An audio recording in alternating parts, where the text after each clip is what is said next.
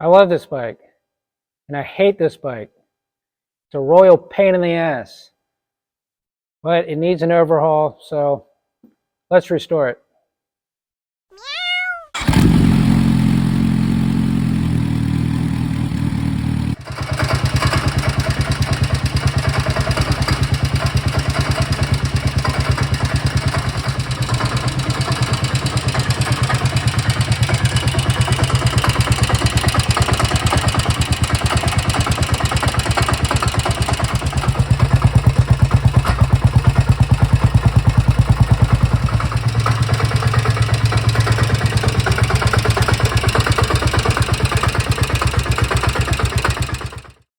So this thing has some problems.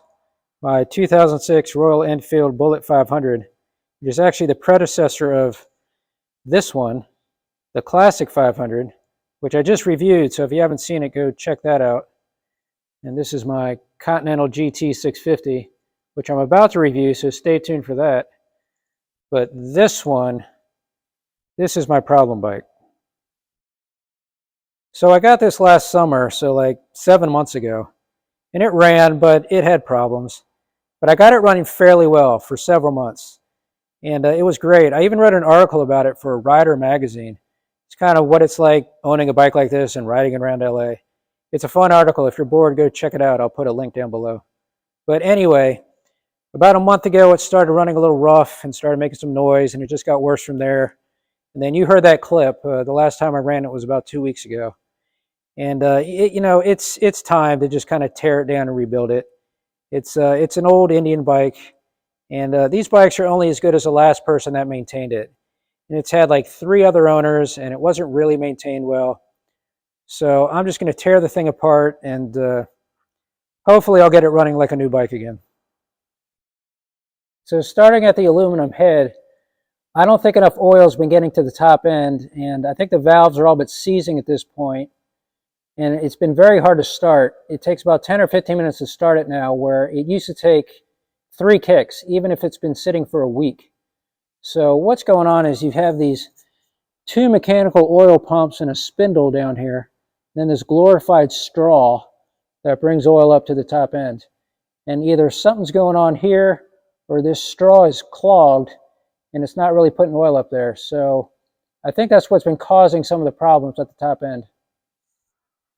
So the head should be salvageable. We'll see when I take it off, but I'm going to replace the barrel entirely.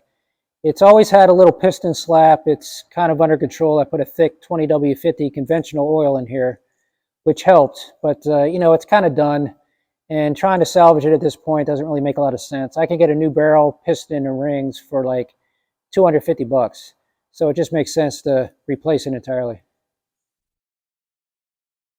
The big question mark is the crankshaft.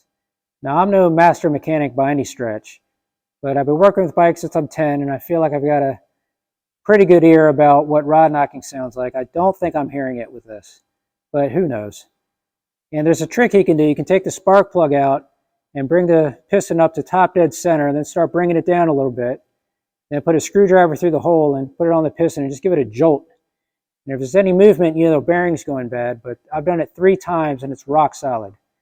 So that's not definitive, but it's a good sign, if nothing else. And I'm going to drain all the oil and check for metal particles. And if there's metal in the oil, then I'm going to crack open the crankcase anyway. But if the oil's completely clear, and when I get the barrel off, if there's no play with the rod, then I'll have to make a decision. They say if it's not broken, don't fix it.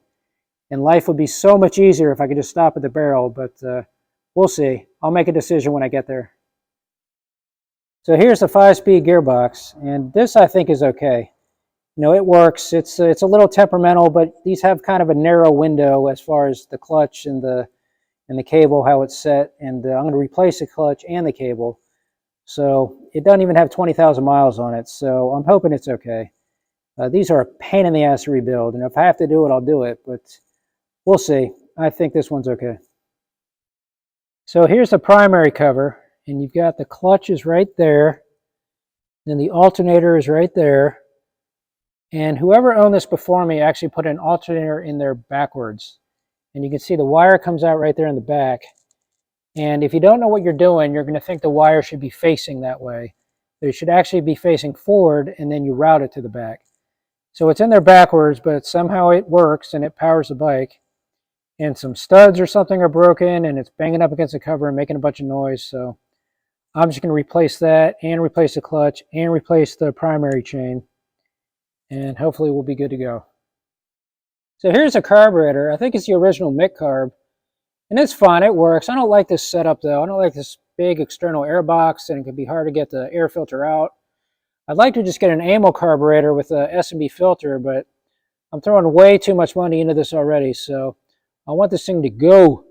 But it's going to stay for now. I might get an S&B filter for this. We'll see. To be determined. So I've always kick-started this bike, but technically it has an electric starter. It was broken when I got it. It's probably been broken for years. And it has this horrible sprag clutch that's just guaranteed to break. It was just a bad system from the beginning. So I'm not going to try to fix it. I'm actually just going to get rid of it. I have a plug to put in the back of the case. So it's going to be a kickstart only bike when I'm done. So the paint on this isn't great. I mean, it looks all right under this lighting, but it's all faded and cracked. And to get this thing repainted would actually cost more than replacing everything. So I'm going to get a new tank, new front and rear fender, new side boxes, and it's going to go from green to black, which I think is going to look sick. And it's going to look exactly the same graphics and everything. It's all genuine parts, but it's going to be black. So the front end is green, so that I'm going to have to paint black. That's not going to be hard. It's just a matter of sanding and priming and painting it. So basically just kind of from here up and around the headlight. I'm going to take the headlight out. I'm actually going to replace the headlight. And then just the dash area, I'm going to take out the gauges and the handlebar. And it's not going to be hard. But you can see the front fender is kind of all beaten to hell, and it's just, to get this thing redone again would be more than just replacing it. I want it black anyways. So this tail assembly is just garbage. I mean, it looks like it's been broken and like welded back together. I don't know what's going on here. But it never fit the fender right, and there's a bunch of rust behind it, and it works, but it's going to be replaced along with the fender. So obviously this isn't a vintage Norton Commando or Triumph Bonneville or BSA Lightning or whatever. It's a cool bike. I just want to ride the thing. I just want to get this thing running and looking like a new bike again. Now, I'm not doing this as an investment. It's a fun bike. So that's the plan for this thing. There's going to be a lot more work. That's just kind of the gist of it. And once I start digging in, I'm sure I'll find more to do as well. It's actually all going to happen right here in this space. So if you like what you see and you want to follow this project, please like the video and definitely subscribe and stick around. I'll probably turn this into like a 10-part series and have some shorts in between. We'll just take it step by step. We'll rebuild this bike together. Although I'm going to be doing all the work. You just have to sit back and watch. And then these three can just kind of watch and envy.